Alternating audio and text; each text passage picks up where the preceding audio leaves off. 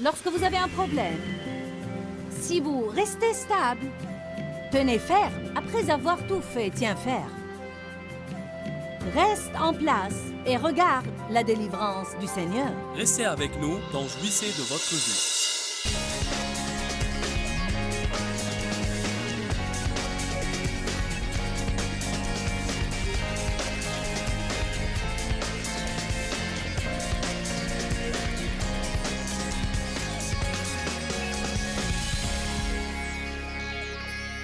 Esprit, bouche, humeur, attitude. Matthieu 12 nous dit que ce qui est dans notre cœur ou dans notre esprit va finalement sortir par notre bouche. Et je crois que nous pouvons aussi dire que ce qui est dans notre cœur affecte nos humeurs. Nos pensées affectent nos humeurs. Nos pensées affectent nos attitudes. Il n'y a probablement rien de plus important dans la vie que de garder une bonne attitude, surtout dans une mauvaise situation. Ce ne sont pas vraiment nos circonstances qui nous gâchent la vie, ce sont les attitudes que nous avons envers nos circonstances. Savez-vous que vous pouvez décider de ne pas être de mauvaise humeur? Dites, je peux décider de ne pas être de mauvaise humeur. Je vais vous dire une chose, lorsque vous avez un problème, être de mauvaise humeur ne va pas le résoudre. Ça n'aide à rien du tout, ça ne fait qu'ajouter à notre pression et ça ne fait qu'ajouter à nos souffrances. J'espère qu'il y a des personnes ici qui vont décider qu'à partir de ce soir, elles vont vivre loin de leurs sentiments. Ce qui arrive, c'est qu'une humeur naît d'un sentiment négatif. Nous avons de mauvaises pensées. Nous avons une mauvaise circonstance, puis de mauvaises pensées à propos des circonstances, puis nous disons de mauvaises choses à propos des circonstances. Puis notre humeur commence à sombrer, puis notre attitude devient puante, puis notre vie devient gâchée, et personne, maintenant écoutez-moi bien s'il vous plaît, personne n'y peut rien sauf vous. Notre grand problème, c'est que nous voulons absolument que tout disparaisse. Savez-vous quoi? Vous devez comprendre que le diable ne va pas disparaître. Est-ce que vous commencez à vous en rendre compte? Le diable ne va pas disparaître. Oh, vous pouvez avoir des jours ou des périodes de temps où tout se passe merveilleusement bien, mais je peux vous le dire, le diable va sûrement revenir dans une autre saison et il va essayer de nouveau de vous assailler. Jacques 4,7 dit « Résistez au diable et il fuira ». Luc 10,19 dit « Voici, je vous ai donné le pouvoir de marcher sur les serpents et les scorpions et sur toute la puissance que l'ennemi possède et rien ne pourra jamais vous nuire. » J'ai vu une chose dans ce verset à laquelle je n'avais jamais fait attention auparavant. Il ne dit pas simplement « Voici, je vous ai donné le pouvoir ». Il dit « Voici, je vous ai donné le pouvoir de marcher sur ». Vous pouvez en déduire une chose. Cela veut dire marcher sur, faire des démarches, prendre des mesures. Nous lisons ces choses parfois et nous pensons, si Dieu m'a donné le pouvoir, alors pourquoi j'ai tous ces problèmes? Mais il dit, il t'a donné le pouvoir de marcher sur, de marcher, de prendre des mesures, de résister. Savez-vous quels sont les problèmes de beaucoup de gens? Ils ne veulent rien faire. J'aurais aimé me sentir mieux et me sentir différent. Et je veux que le diable me laisse tranquille. Non, vous avez le pouvoir de marcher sur. Vous avez le pouvoir de fouler. Vous avez le pouvoir de prendre des mesures, mais rien ne va arriver si vous ne faites rien. Lorsque vous sentez que votre humeur sombre, vous pouvez crier à haute voix. Je n'ai pas dit chante, mais sombre. Lorsque vous sentez que votre humeur sombre, vous pouvez crier à voix haute. Je ne vais pas être de mauvaise humeur. Vous dites à quoi cela servirait-il? Ça va faire peur au diable. Il ira importuner quelqu'un d'autre. Mais que disons-nous quand nous sentons notre humeur sombrer? Je suis de mauvaise humeur. Est-ce que je dis la vérité? Je me rappelle que pour tant d'années, je me réveillais un matin et j'étais de bonne humeur. Dieu soit loué. Ma famille était heureuse quand ces jours arrivaient.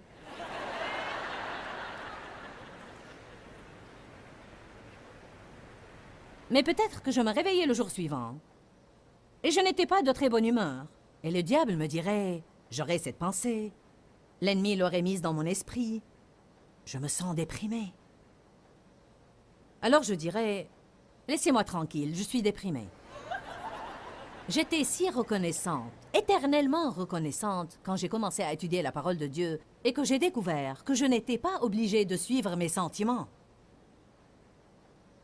Mais par la force du Saint-Esprit, je peux vivre de l'autre côté de mes sentiments. Il n'y aurait ni liberté ni délivrance si nous ne passons pas outre la douleur des sentiments. Il n'y aurait pas de liberté si nous ne passons pas outre la douleur des sentiments. La plupart des gens s'arrêtent à la douleur de ce qu'ils ressentent, et soit qu'ils reculent et retournent à la place où ils étaient, soit qu'ils restent à leur place sans aller plus loin. Mais vous devez persévérer et vous devez passer outre. Vous devez passer outre cette douleur. Persévérer et passer outre. Mais vous allez avoir à pousser toute votre vie. Et vous allez avoir à résister. Qu'est-ce que nous avons dit la veille? Tous les combien devons-nous rejeter les mauvaises pensées? Chaque jour. Jusqu'à ce que Jésus revienne. Quotidiennement, chaque jour. Jusqu'à ce que Jésus revienne. Le diable a essayé de me harceler beaucoup. Ici, au Canada. Ce n'est pas extraordinaire. Quand je vais quelque part pour innover dans le domaine spirituel, je ferai bien de retrousser mes petites manches spirituelles et de me préparer parce que les démons vont surgir pour essayer de me dire « Cela ne va servir à rien, tu as les messages inappropriés. Ceci est faux, cela est faux, une autre chose est fausse. » Vous devez juste dire « Taisez-vous, je vais le faire. Je vais faire ce que Dieu m'a appelé à faire. » Amen. Vous devez passer outre et vous devez persévérer. Humeur, humeur et attitude. Je suis arrivée à un point dans ma vie, et je crois que peut-être il y a certaines personnes ici et d'autres qui regardent ce programme à la télé. Je suis arrivée à un point dans ma vie où j'étais affamée de stabilité. Je ne voulais pas être dans une chose un jour et une autre le lendemain. Je ne voulais pas ne jamais savoir comment je vais être, jusqu'à ce que le diable me le dise. Je voulais la stabilité. Pourquoi pensez-vous qu'on dit que Jésus est le rocher? Parce qu'il ne change jamais. Jésus-Christ est le même hier, aujourd'hui et éternellement. Nous sommes censés l'imiter. Dieu doit pouvoir compter sur nous. Les gens doivent pouvoir compter sur nous. Pour être franche, si jamais nous voulons avoir le moindre respect de soi, nous devons pouvoir compter sur nous-mêmes. Ce n'est pas une bonne façon de vivre de ne jamais savoir ce que vous allez faire d'un jour au lendemain et d'avoir à attendre pour voir comment vous allez vous sentir. Quel commentaire stupide ça ferait si quelqu'un disait « Peut-être ce soir en retournant, vous allez assister à la réunion du matin? C'est la dernière réunion, je ne sais pas quand Joyce reviendra. Hey, viens avec moi, je vais attendre pour voir comment je vais me sentir. » Vous n'allez pas être là parce que le diable va faire en sorte que vous n'ayez pas envie de venir. Vous aurez envie de vous étendre pour regarder des dessins animés et manger des beignets. Bien sûr que vous n'aurez pas envie de vous lever tôt, conduire jusqu'ici, payer pour le parking, entrer dans l'immeuble, vous asseoir, prendre une bonne partie de votre samedi pour écouter la parole. Mais si vous faites ce dont vous avez envie, si je fais ce dont j'ai envie, je vais être détruite. Je pourrais tout aussi bien écrire détruite en travers de ma vie si je vais suivre mes sentiments. Il s'agit du choix. La chose intéressante, c'est que quand nous cessons de nous incliner devant nos sentiments, la chose devient plus facile. C'est comme l'exercice physique. Au début, il est très difficile, vous avez très mal, et vous devez vous efforcer de le faire. Puis après un moment, ça ne fait plus mal, et croyez-moi, ce n'est plus aussi difficile qu'avant. C'est la même chose quand vous commencez à dire « Je ne vais pas marcher selon mes sentiments ». Voyez, même si vous vous énervez contre quelqu'un, vous pouvez vous discipliner pour continuer à lui parler, bien que vous ne le veuillez pas. Le savez-vous? Bien que vous n'ayez pas envie d'aller faire la paix avec lui, vous pouvez vous discipliner pour le faire. Et vous pouvez le faire pour Dieu. Même si vous n'allez pas le faire pour quiconque, vous pouvez le faire pour Dieu. Nous ne sommes pas obligés de vivre selon nos sentiments. Vous pouvez vous sentir de 100 façons différentes en 30 jours sur une même question. Vous pouvez avoir envie d'acheter une voiture lundi et ne pas avoir envie de la payer dimanche. Allez, j'étais affamée de paix. de paix dans ma vie et de stabilité dans mes attitudes. Je ne voulais pas simplement avoir la paix quand mes circonstances étaient bonnes. Je ne voulais pas simplement avoir la joie quand mes circonstances étaient joyeuses. J'en avais assez que Satan me contrôle au moyen de mes circonstances. Je peux vous dire maintenant, de façon sûre, que je sais cela. J'ai assez vécu pour le savoir. Je vais avoir des jours dans l'avenir où des choses qui me déplaisent vont arriver. Je vais avoir des gens qui vont faire des choses qui me déplaisent. Je vais avoir des gens qui vont m'attaquer. Je vais avoir des gens dire des choses de moi. Je vais avoir des gens qui me déçoivent. Nous avons parlé la veille d'avoir une façon de penser et combien il était important de décider à l'avance que vous n'allez pas être dévasté par les choses qui arrivent dans votre vie. Personnellement, j'ai déjà décidé que je ne voulais pas passer ma vie à laisser les autres me dicter mon bonheur. Je sais déjà que certaines de ces choses vont arriver et je me suis déjà décidé que lorsque mes sentiments vont commencer à sombrer, j'allais refuser de m'accorder avec eux. Qu'ils fassent ce qu'ils veulent, mais moi je ne bougerai pas d'ici. Je vais servir Dieu et faire ce que Dieu veut. Savez-vous que vous pouvez sourire même si vous n'en avez pas envie?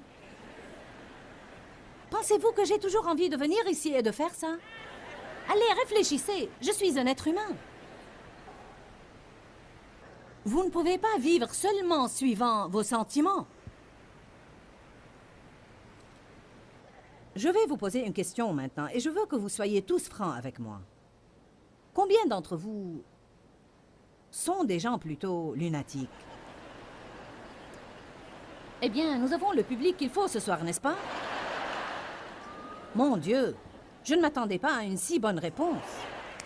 Savez-vous combien il est merveilleux d'arriver au point où vous avez la stabilité? Je crois que Dieu nous a donné à tous des talents et je crois qu'il y a des gens ici dans cette salle ce soir qui ont une vocation de Dieu dans leur vie. Dieu vous a donné un talent et il y a des choses qu'il veut que vous fassiez. Savez-vous ce que j'ai découvert dans ma vie? Je crois que Dieu nous libère dans la vocation de notre vie et que nos capacités sont libérées quand nous commençons à avoir la stabilité dans notre vie.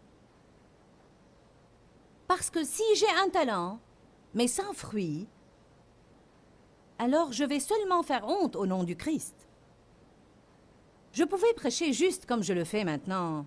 Il y a 28 ans de là, lorsque Dieu m'a appelé, quand j'enseignais 20 personnes, c'était tout à fait aussi fort. Je savais que j'avais une plus grande vocation dans ma vie que juste d'enseigner 20 personnes, je le savais. Et je ne pouvais pas comprendre pourquoi Dieu ne me libérait pas dans ma vocation.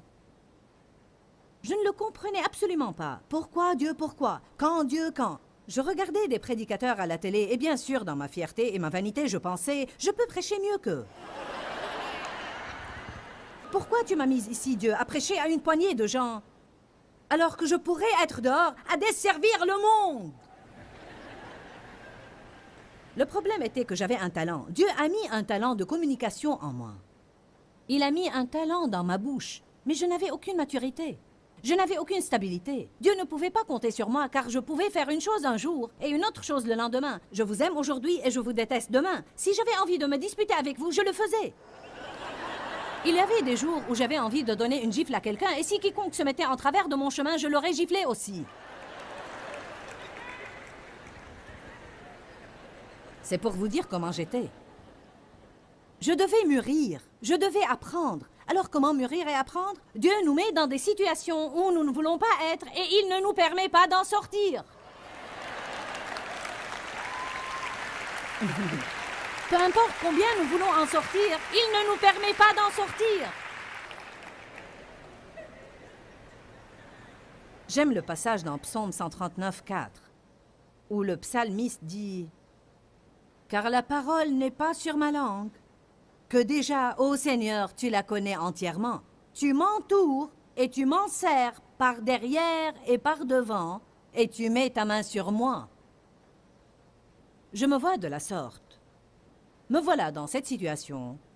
Et Dieu m'a placé là, et il n'y a pas moyen de m'en sortir. Et quand j'essaye d'aller de ce côté, je suis bloqué. Et si j'essaye d'aller de ce côté, je suis bloqué. Et si j'essaye d'aller de ce côté, je suis bloqué. Et si j'essaye d'aller de ce côté, je suis bloqué. Et Dieu avait sa main sur moi, et il œuvrait dans ma vie. Et il n'y avait pas moyen qu'il me laisse sortir de ma situation. Je vais vous dire une autre chose que Dieu fait lorsqu'il essaye de faire un travail dans notre vie. Il vous entoure de personnes qui vous rendent fous. Cela ne vous servirait à rien de vous enfuir de la personne qui vous énerve maintenant, car vous allez en trouver deux comme elle au prochain endroit où vous irez. Allez, combien d'entre vous ont quelqu'un dans leur vie qui les exaspère?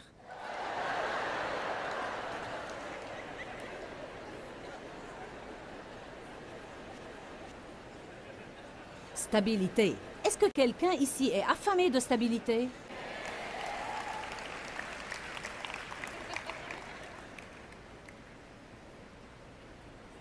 Philippiens 1:28 est vraiment un bon passage. Il dit « Ne soyez aucunement effrayés ou intimidés par vos ennemis et vos adversaires, car telle constance, qui est en fait stabilité, et intrépidité, sera un signe évident, une preuve et une marque pour eux, vos ennemis, de leur imminente destruction, mais un témoignage sûr de votre délivrance et votre salut qui viendra de Dieu. » Il dit, lorsque vous avez un problème, si vous pouvez juste réussir à rester stable, alors c'est un signe évident à l'ennemi qu'il est vaincu, car s'il ne peut pas vous contrôler, alors il ne peut rien faire. Il dit, c'est un signe pour lui de sa défaite et sa destruction, et un signe pour Dieu qu'il peut apporter la délivrance dans votre vie. Il dit, lorsque vous avez un problème, si vous restez stable, tenez ferme. Après avoir tout fait, tiens ferme. Reste en place et regarde la délivrance du Seigneur. Lorsque nous résistons et nous restons stables et nous continuons à faire la bonne chose, même lorsque la mauvaise chose nous arrive, si vous avez un ministère à l'Église, ne restez pas chez vous à ne pas exercer votre ministère car vous avez des problèmes. Comment pouvez-vous vous attendre à ce que je travaille à la garderie avec tout ce qui se passe dans ma vie? Dieu l'attend. Dieu l'attend de vous, car il y a d'autres personnes qu'il a mises dans votre vie qui prennent soin de vous régulièrement alors qu'ils n'en ont pas envie. Si nous faisons uniquement ce dont nous avons envie, nous n'allons jamais avoir la victoire dans notre vie. Lorsque vous restez stable, le diable sait qu'il est vaincu. Le verset suivant dit, « Car il vous a été donné non pas seulement de croire au Christ, et d'avoir confiance en lui, mais encore de souffrir pour lui. » Le mot « souffrir » ne nous plaît pas, mais ce que cela nous dit vraiment est que pendant que nous attendons et pendant que nous sommes stables et que nous attendons la délivrance de Dieu, nous allons endurer quelques souffrances. Mais ce sont les choses pénibles que nous endurons qui apportent la victoire dans notre vie. Allez au psaume 94, 12.